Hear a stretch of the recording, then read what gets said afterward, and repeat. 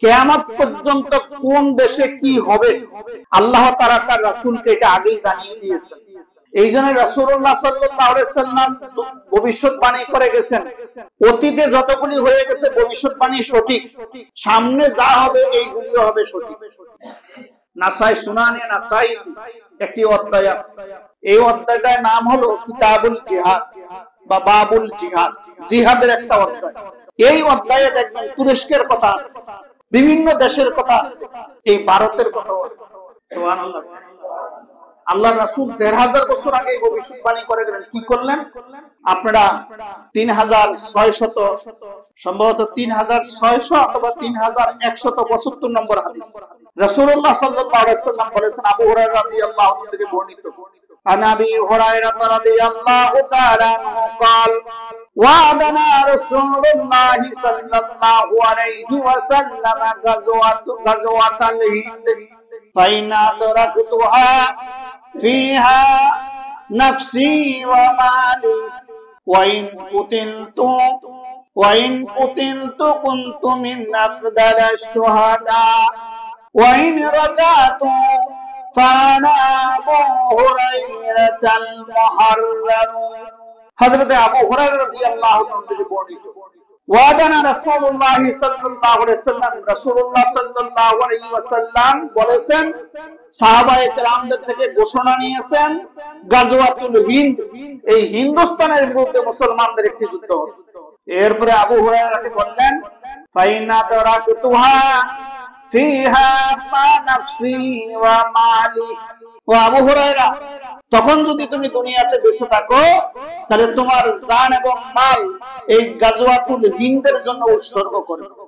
আর শুনে রাখো, ফাইন কুতিলতু কুনতু মিন আফদালিশ শুহাদা। আর এই গাজওয়াতুল হিন্দের বিরুদ্ধে যে লড়াই হবে, মুসলমানদের যুদ্ধ হবে, এই যুদ্ধে যারা শহীদ হয়ে যাবে, আফদালিশ শুহাদা, তারা পৃথিবীতে সর্বশ্রেষ্ঠ শহীদ হিসেবে আল্লাহ শাহী দরবারে গণ্য হবে। এরপরে আল্লাহ রাসূল বলেন, ওয়াইন রাজাতু ফানা আবু হুরায়রাতাল মুহাররার। আর হে আবু হুরায়রা, এই যুদ্ধে যারা বিজয়ী হয়ে যাবে তারা জাহান্নাম থেকে মুক্তি লাভ করবে, আল্লাহ তাদেরকে জাহান্নাম থেকে মুক্ত করে দিবে। আসেন, যুদ্ধ কয় প্রকার? আমরা মনে করি এক দেশ আরেক দেশে হামলা করলে এটা বুঝি যুদ্ধ। এটা যুদ্ধের একটা চূড়ান্ত পর্যায়। যুদ্ধ করার আগে প্রথম যুদ্ধ হয় সাংস্কৃতিক যুদ্ধ। সাংস্কৃতিক যুদ্ধ কি? মুসলমানদের জীবনে কৃষ্টি, কালচার, সভ্যতা সকল ক্ষেত্রে আছে। বাথরুমে কিভাবে যাবেন, বাথরুম থেকে কিভাবে বের হবেন, মসজিদে কিভাবে আসবেন, মসজিদ থেকে কিভাবে বের হবেন, খাবার কিভাবে খাবেন, খাওয়ার শুরুতে কি বলবেন, খাওয়ার শেষে কি বলবেন, স্ত্রী ছেলে মেয়ের সাথে কিভাবে আচরণ করবেন, প্রতিবেশীর সাথে কিভাবে আচরণ করবেন, এমন কোন ক্ষুদ্র থেকে ক্ষুদ্রাতি বিষয় নাই যেটা মুসলমানদের কৃষ্টি, কালচার, সভ্যতার মধ্যে নাই। ঠিক কিনা? আছে কিনা? তো মুসলমানদের আলাদা একটা সংস্কৃতি আছে। একজন আরেকজনের সঙ্গে যখন দেখা হবে কি বলবে? গুড মর্নিং, গুড ইভিনিং, সাবাহাল নূর, সাবাহাল খায়ের, সাবাহাল কাদা, সাবাহাল লাইল, এগুলি বলবে। গুড মর্নিং, গুড ইভিনিং এটা বলবে। কি বলবে? আসসালামু আলাইকুম। সুবহানাল্লাহ। এটার একটা অর্থ আছে। এই সালাম আল্লাহ নিজে আদম আলাইহিস সালামকে শিখিয়েছে। সুবহানাল্লাহ। এইজন্য প্রত্যেক নবীদের সালাম ছিল আসসালামু আলাইকুম ওয়া রাহমাতুল্লাহ। তাহলে মুসলমানদের কৃষ্টি, কালচার, সভ্যতা আছে। তাহলে প্রথম মুসলমানদের যে সাংস্কৃতিক কৃষ্টি, কালচার, সভ্যতা, এটা মুক্ত আকাশ স্যাটেলাইটের মাধ্যমে, ইলেকট্রনিক মিডিয়া, প্রিন্ট মিডিয়ার মাধ্যমে মুসলমানদের এই কৃষ্টি, কালচার, সভ্যতার সংস্কৃতিকে ভুলিয়ে দেওয়া হচ্ছে। এটা পশ্চিমা শক্তি, মুশরিক শক্তি, এরা মুসলমানদেরকে ভুলিয়ে দিচ্ছে। এবং মুসলমানদের ইয়ং জেনারেশন আজকে তাদের কালচারই হয়ে গেছে। ঠিক কিনা? তার মধ্যে দেখেন, আমরা মুসলমানের সন্তান, যদি পোশাকের ক্ষেত্রে পড়ি, পোশাকের ক্ষেত্রেও একটা শালীনতা থাকবে কিনা? শার্ট পরেন, প্যান্ট পরেন, ঢিলাঢালা পরবেন, যাতে শরীরের উঁচু নিচু অঙ্গ প্রত্যঙ্গগুলি দেখা না যায়। কিন্তু আমরা কি করেছি? পুরুষের টাকনুর নিচে পায়জামা পরা, লুঙ্গি পরা হারাম, মহিলাদের টাকনুর উপরে পরা এই কৃষ্টি কালচার সভ্যতা দিয়া মহিলাদেরকে হাফ প্যান্ট পরানো শুরু করছে মুসলমানের। আর পুরুষ যত প্যান্ট বানায় সব কার্টুন মিস। আল্লাহর হাবিব বলছেন কিয়ামতের ময়দানে 3 শ্রেণীর মানুষের দিকে আল্লাহ তাকাবে না, তাদেরকে পবিত্র করবে না, তাদের সঙ্গে আল্লাহ কথা বলবে না। তার মধ্যে এক শ্রেণী হলো যেই পুরুষেরা টাকনুন নিচে প্যান্ট পায়জামা লুঙ্গি পরে, আল্লাহ তাদের দিকে তাকাবে না, তাদেরকে পবিত্র করবে না, তাদের সঙ্গে আল্লাহ কথা বলবে না। নাউজুবিল্লাহ কইলেন না? তাহলে আমরা পুরুষরা সেই কাজ করছি। আর যেই সমস্ত মহিলারা অর্ধ উলঙ্গ হয়ে যাবে, আল্লাহ তাদের দিকে তাকাবে না, তাদেরকে আল্লাহ ক্ষমা করবে না। তারা দায়ুস। তারা কি দায়ুস? তাদের স্বামীরও দায়ুস, তার বাপ দায়ুস, তার সন্তানেরও দায়ুস। এইভাবে কৃষ্টি কালচার সভ্যতা এই সাংস্কৃতিক যুদ্ধের মাধ্যমে আমাদেরকে বুঝিয়ে দেওয়া হচ্ছে। এই জন্য মুসলমানদেরকে তার সংস্কৃতির দিকে ফিরে আসতে হবে। 2 নম্বর যুদ্ধ হইল লেখনির যুদ্ধ। সেটা কি হচ্ছে? পেপার, পত্রিকায়, ইলেকট্রনিক মিডিয়া, প্রিন্ট মিডিয়াতে, তারপরে ফেসবুকে, ইন্টারনেটে দেখবেন যদি বাংলাদেশের বিরুদ্ধে কেউ লেখে, তাহলে মনে করবেন এটা লেখনি যুদ্ধ শুরু হয়ে গেছে। তাহলে গাজওয়াতুল হিন্দ, হিন্দের সঙ্গে যে যুদ্ধ হবে, যুদ্ধ তো চূড়ান্ত যুদ্ধ একদিনে হয় না। প্রথম হলো সাংস্কৃতিক যুদ্ধ। এই যুদ্ধে মুসলমানদেরকে সতর্ক থাকতে হবে। 2 নম্বরে হলো লেখালেখির মাধ্যমে যুদ্ধ, লেখনির মাধ্যমে যুদ্ধ। যদি বাংলাদেশের বিরুদ্ধে কেউ লেখে, তাহলে প্রত্যেক মুসলমানের জন্য অথবা এই ভূখণ্ডে যারাই বসবাস করবে, হিন্দু, বৌদ্ধ, ইহুদি, খ্রিস্টান, প্রত্যেকের দায়িত্ব হলো তার দেশের স্বাধীনতার সার্বভৌমত্ব সম্পর্কে সে লিখবে। ঠিক কিনা? বাংলাদেশের যদি কেউ বিরুদ্ধে লেখে, তাহলে এই দেশের জনগণের জন্য ফরজ হলো বাংলাদেশের পক্ষে লেখা। ঠিক কিনা? এরপর হলো অর্থনীতি যুদ্ধ। দেখেন না কিছু হইলে জাতিসংঘ অর্থনীতি অবরোধ দেয়। এটা কি? এটা একটা যুদ্ধ। অর্থনৈতিক ভাবে যদি আমার দেশকে কেউ দুর্বল করতে চায়, তাহলে এদেশের প্রত্যেকটি নাগরিকের নৈতিক দায়িত্ব হলো, তাদের উপরে ফরজ হলো এদেশের অর্থনীতিকে চাঙ্গা করা।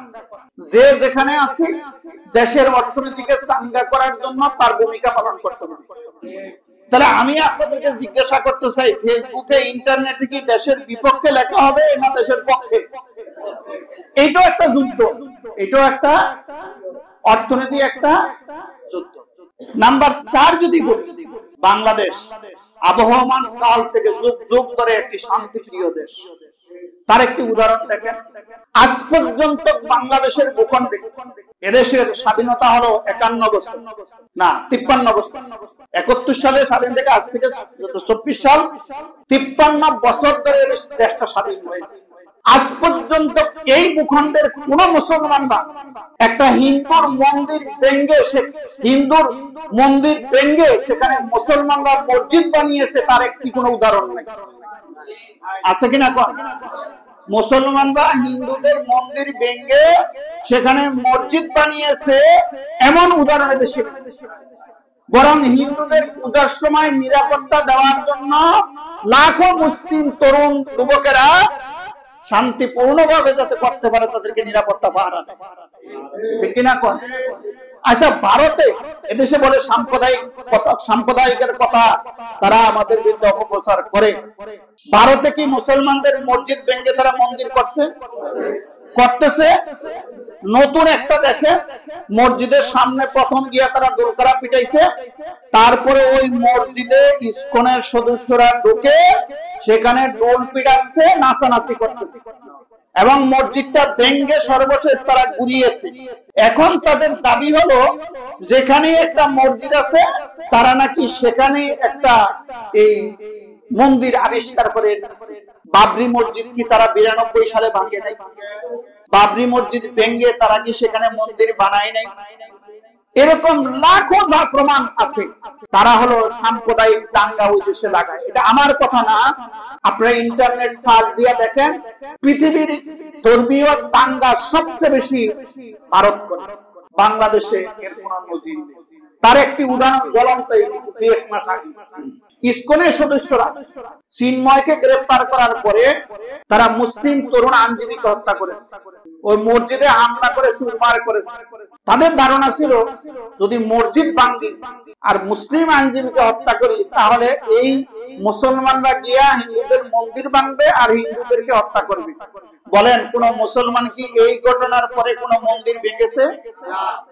কোন হিন্দুর বাড়ি ঘরে হামলা করেছে?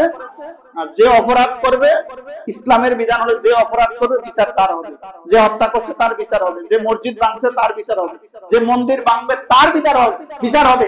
পাইকারি হারে কোন মুসলমান কোন হিন্দুর উপরে আক্রমণ করে নেই, ঠিক কিনা কর? মুসলমান এই ভূখণ্ডে যে অধিকার নিয়ে বসবাস করবে, এই ভূখণ্ডে কোন হিন্দু, কোন বৌদ্ধ, কোন খ্রিস্টান, কোন ইহুদিও যদি জন্ম নেয়, সে ঠিক সেই পরিমাণ রাষ্ট্রীয় অধিকার নিয়ে এই জমিনে বসবাস করবে, ঠিক কিনা কর? তাহলে আপনাদেরকে ইলেকট্রনিক মিডিয়া, প্রিন্ট মিডিয়ার মাধ্যমে তুলে ধরতে হবে বাংলাদেশ সাম্প্রদায়িকতার দেশ না। বাংলাদেশ পৃথিবীর মধ্যে শান্তিপ্রিয়, অনুসরণ প্রিয় একটি মডেল দেশ, ঠিক কিনা কর? আমরা দেখেন ওই দেশ হিন্দু ধর্মে যা হালাল তা তারা, হিন্দু ধর্মের কোন কিতাবে লেখা নাই গরুর গোশত হারাম। এটা হিন্দু ধর্মের কিতাব আমিও পড়েছি, ঋগ্বেদ, সামবেদ, যজুর্বেদ, অথর্ব বেদ, তার পূর্বে ছিল উত্তরায়ণ বেদ, তারপরে কল্কি পুরাণ, এরপরে এই কি জানি মহাভারত। আমার টেবিলে এখনো অফিসে গেলে দেখবেন একটা ভগবত গীতা আমি এনেছি। এই ভগবত গীতাটা আমি প্রতিদিন অফিসে বসে বসে পড়ি। কেন পড়ি? এক ধর্ম সম্পর্কে না জেনে কোনো মন্তব্য করা যাবে না। তাহলে ভগবত গীতাও পড়ি। হিন্দু ধর্মের কোন জায়গায় লেখা নাই গরুর গোশত হারাম। হিন্দু ধর্মের কোন জায়গায় লেখা নাই মূর্তি পূজা জায়েজ। কোন ধর্মে মূর্তি পূজাকে অনুমোদন দেয় না, তারপরে ওনারা মূর্তি পূজা করে, করুক, সেটা তাদের ধর্মীয় বিষয়। গরুর গোশত খাওয়া হারাম, এটা তাদের ধর্মে নাই। কিন্তু ভারতে মুসলমানদের গরুর গোশত কিনেছে অথবা পাক করেছে, এই অপরাধে লক্ষ মুসলিমকে দেশে হত্যা করা হয়েছে কিনা কোন? তাহলে বাংলাদেশে হিন্দুরা যদি কসম খায়, কসম খাওয়ার অপরাধে এদেশের কোন হিন্দুকে কোন মুসলমান মেরেছে, তাকে বাধা দিছে? এদেশের খ্রিস্টানেরা শুকরের গোশত খায়, মুসলিম ধর্মে এটা হারাম। বলেন শুকরের গোশত খাওয়ার কারণে কোন খ্রিস্টানকে কোন মুসলমান মেরেছে? মারে নাই, কারণ এটা তার ধর্মীয় মতে সে খাবে, আমার তাতে সমস্যা। তো ঠিক ভারতে তো মুসলমানদের ধর্মীয় বিধান মতে গরুর গোশত, গরু জবাই করা, কুরবানি দেওয়া ওয়াজিব। সে কুরবানির গোশত খাইছে, তার অপরাধে হাজার লাখ মুসলমানকে তারা উদ্দেশ্যে হত্যা করেছে। তাহলে তারা সাম্প্রদায়িক না বাংলাদেশের লোকেরা সাম্প্রদায়িক?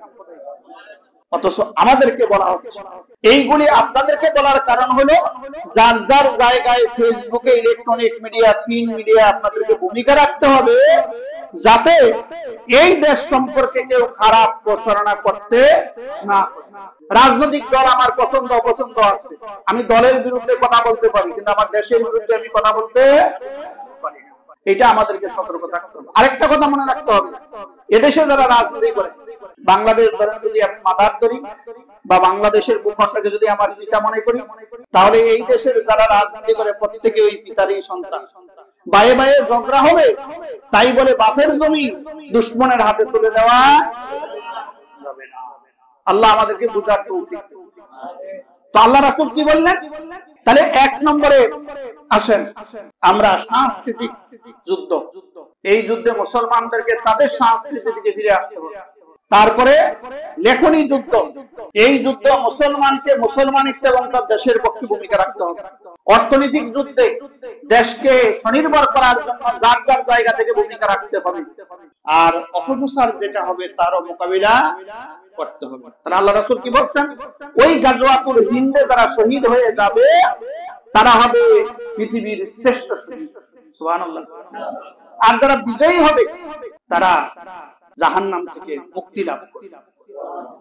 এরপরে রাসূলুল্লাহ সাল্লাল্লাহু আলাইহি ওয়াসাল্লাম আরেকটি হাদিস বলেছেন সুনানে নাসাইতে, আপনারা পড়ে দেখবেন। তারপরে আন সাওবান মাওলা রাসূলুল্লাহ সাল্লাল্লাহু আলাইহি ওয়াসাল্লাম قال ইসাবাতান মিন উম্মতি আখরাজাহুমুল্লাহু মিনান নার ইসাবাতুন তাগুজুল হিন্দ ওয়া ইসাবাতুন তাকুনু মা ঈসা ইবনে মারইয়াম আলাইহিস সালাম। রাসূলুল্লাহ সাল্লাল্লাহু আলাইহি ওয়াসাল্লাম আযাবকৃত গোলাম হযরত সাওবান থেকে বর্ণিত, আল্লাহর হাবিব বলেছেন, আমার উম্মতের দুইটি দল জাহান্নাম থেকে মুক্তি প্রাপ্ত হবে। সুবহানাল্লাহ। কয়টা দল? দুইটা। আমার উম্মতের দুইটা দলকে আল্লাহ তাআলা জাহান্নাম থেকে বাঁচায়া দিবে, আল্লাহ বাঁচায়া দিবে। সুবহানাল্লাহ। আচ্ছা, আল্লাহ যদি কাউকে জাহান্নামে না দেয়, দুনিয়ার কোন শক্তি আছে মিছিল করে তারা জাহান্নামে ঢুকাবে? পারবেন? আল্লাহ যদি কাউকে জান্নাতে ঢুকায়, আপনারা যদি অবরোধ করেন, হরতাল রাখেন, তার কি জান্নাত থেকে বাইর করতে পারবেন? তাহলে আল্লাহর হাবিব কি বলতেছেন? আখরাজাহুম আল্লাহু ফিন্নার, আল্লাহ রাব্বুল আলামিন আমার উম্মতের দুইটি দলকে জাহান্নাম থেকে মুক্তি দিয়ে দিবেন, জাহান্নামের আগুন তাদেরকে স্পর্শ করবে। তার মধ্যে একটা হলো ইসাবাতুন তাগাজুল হিন্দ, একটা দল হবে হিন্দুস্তানের বিরুদ্ধে যারা লড়াই করবে। কারণ এই হিন্দুস্তানের মুশরিকরা মুসলমানদের উপরে নির্যাতন করতে করতে করতে করতে যখন মুসলমানদেরকে পাগল পাড়া করে তুলবে, জুলুম করতে করতে, তখন আমার উম্মতের একটি দল এই হিন্দুস্তানের বিরুদ্ধে লড়াই যারা করবে, গাজওয়াতুল হিন্দে যারা শরীক হবে, আল্লাহ তাদেরকে জাহান্নামের আগুন থেকে মুক্তি দিয়ে দেবে। আরেকটা দল কি হবে? ওয়াইসাবাতুন মুসাবাতুন তাকুনু কুনতু মা ঈসা ইবনে মারইয়াম আলাইহিস সালাম। আর ঈসা ইবনে মারইয়াম আলাইহিস সালাতু ওয়াস সালাম, ঈসা আলাইহিস সালাম এই পৃথিবীতে আসবেন দাজ্জালের সঙ্গে লড়াই করার জন্য। এটা আপনারা জানেন না? তিনি এখনো আকাশে জিন্দা আছেন, আল্লাহ তাকে উঠিয়ে নিয়েছেন। কিয়ামতের আগে দাজ্জাল যখন পৃথিবীতে তার দাজ্জালি শাসন ব্যবস্থা কায়েম করবে, মুসলমানদেরকে ক্ষতবিক্ষত করবে, আল্লাহ রাব্বুল আলামিন দাজ্জালকে হত্যা করার জন্য ঈসা আলাইহিস সালামকে পৃথিবীতে পাঠাবে। তো আল্লাহর হাবিব বলেন, ওই দিন দাজ্জালের বিরুদ্ধে ঈসা আলাইহিস সালামের পক্ষে যারা লড়াই করবে, আল্লাহ তাদেরকেও জাহান্নামের আগুন থেকে মুক্তি দিয়ে দেবে। তাহলে আসেন, আমরা কি দাজ্জালের পক্ষে না বিপক্ষে? আমরা কি এই হিন্দুস্তানের জুলমের পক্ষে না বিপক্ষে? তাহলে জাহান্নামের আগুন থেকে বাঁচতে হলে অন্তরে জুলমের বিরোধিতা লালন করতে হবে, মুসলিম উম্মার মহব্বত লালন করতে হবে। তাহলে আল্লাহ রাব্বুল আলামিন আপনাকে আমাকে জাহান্নাম থেকে মুক্তি দিবে। এই কমিটমেন্ট, এই ওয়াদা, এটা ওলিউল্লাহর নয়, এই কমিটমেন্ট, এই ওয়াদা মুহাম্মদুর রাসূলুল্লাহ। আল্লাহু আকবার। তাহলে আসেন, দেশের বিরুদ্ধে যেখানেই ষড়যন্ত্র হবে সেখানেই আপনাদেরকে রুখে দাঁড়াতে হবে। 71 সালে পিন্ডি আমার জাতি ভাই, তাদের গোলামি আমরা মানি না। আর দিল্লির গোলামি মেনে নেওয়ার কোনো প্রশ্নই আসে না। দিল্লির গোলামি আমরা মানি না, আমরা মানি ঢাকার গোলামি, আমরা মানি বাংলাদেশের গোলামি। আমি বাংলাদেশে বিশ্বাসী, বাংলাদেশের স্বাধীনতা সার্বভৌমত্বে বিশ্বাসী, সুতরাং কোন দেশের গোলামিতে আমরা বিশ্বাসী না। সম্মানিত ভাইয়েরা, এই দেশ আমার, এই দেশ আমার, এই দেশের প্রতিটি মুসি আমার। এই জন্য ঈমানের সঙ্গে দেশের মহব্বত, দেশের স্বাধীনতা সার্বভৌমত্ব লালন করতে হবে। দলীয় দলাদলি থাকবে, ওইটা আছে, ওইটা থাকবে, কিন্তু দলকে দেশের ঊর্ধ্বে স্থান দেওয়া যাবে না, দেশকে সকলের উপরে স্থান দিতে হবে। সিরিয়ার স্বাধীনতা হারিয়েছে, ফিলিস্তিনের স্বাধীনতা হারিয়েছে, ইরাকের কি অবস্থা দেখেন, তারপরে কি লিবিয়ার মুয়াম্মার গাদ্দাফির দেশের অবস্থা দেখেন। আজকে তারা হাহাকার করে। আমি এক ইরাকিরে জিজ্ঞাসা করছি, তোর ইরাকের অবস্থা কি? তো মুলহেক, মুলহেক, ইরাক মুলহেক, মানে ইরাক ধ্বংস হয়ে গেছে। তো বাংলাদেশে আমরা শান্তিতে আছি, পৃথিবীর সবচেয়ে শান্তির দেশ বাংলাদেশ, আপনারা দেখছেন না? আর আল্লাহর খাস রহমত এই দেশে আছে, এটা আপনারা বিশ্বাস করেন কিনা? করোনা যখন হইল, এই দেশ থেকে বিদেশিরা চলে গেল। তারা বলছিল বাংলাদেশে যে গণবসতি, কমপক্ষে দেশে 10 কোটি মানুষ করোনায় মারা যাবে। আচ্ছা বলেন, ভারতে করোনায় বেশি মরছে না বাংলাদেশে বেশি মরছে? হ্যাঁ, পৃথিবীর সব রাষ্ট্রগুলিতে বেশি মরছে না বাংলাদেশে বেশি মরছে? আরে ভাই, আলোচনার শুরুতেই শুরু করছিলাম, এই জমিন আল্লাহ, আমরা আল্লাহ।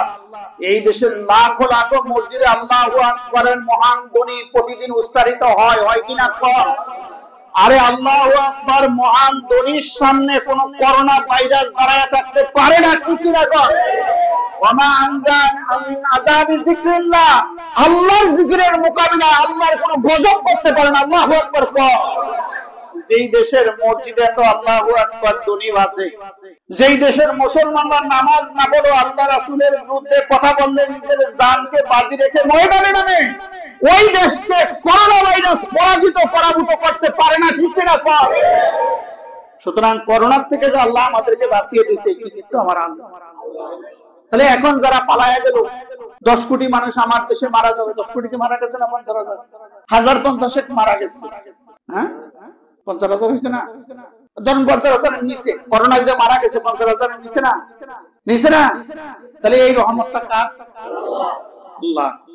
এই দেশের মতো উন্নত দেশ আমি ইউরোপ কান্ট্রিও সফর করেছি, পৃথিবীর উন্নত রাষ্ট্র দেখেছি। এই পর্যন্ত ধরেন 50টা দেশ আমি সফর করছি, আলহামদুলিল্লাহ। এটা ফখরের বিষয় না।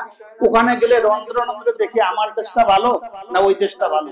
আরে আমার দেশের মাছ, আমার দেশের গরুর গোশ, আমার দেশের গম, আমার দেশের মুসুরি ডাল, সারা পৃথিবীতে সারা সবচেয়ে বেশি ভিটামিন আমার तमाम পৃথিবীর মধ্যে যত ইলিশ মাছ আছে 80% বাংলাদেশে, 20% গোটা পৃথিবীতে। আল্লাহু আকবার কর। বাংলাদেশের ইলিশ মাছের চেয়ে সুস্বাদু ইলিশ মাছ পৃথিবীতে নাই। তাহলে এটা কার রহমত? আমরা সেই দেশের নাগরিক, কন্যা আলহামদুলিল্লাহ, আলহামদুলিল্লাহ। এই জন্য সব সময় আমরা দেশের পক্ষে থাকি। আমার বাবাও যদি দেশের বিরুদ্ধে কথা বলে তাহলে বাবার পক্ষে না দেশের পক্ষে? আমার ভাই, আমার দল, আমার প্রিয় মানুষও যদি দেশের বিরুদ্ধে কথা বলে তাহলে আমরা দেশের পক্ষে থাকি। আগেই বলছি, দল থাকতে দলের বিরুদ্ধে কথা হইতে পারে, দেশের বিরুদ্ধে কোনো কথা হবে না। আল্লাহ তাআলা আমাদেরকে দেশের উন্নতি, অগ্রগতি, সমৃদ্ধির জন্য কাজ করার তৌফিক দান করুন। এদেশের স্বাধীনতা, সার্বভৌমত্ব, আজাদী কিয়ামত পর্যন্ত আল্লাহ পাক কায়েম এবং কায়েম রাখুন।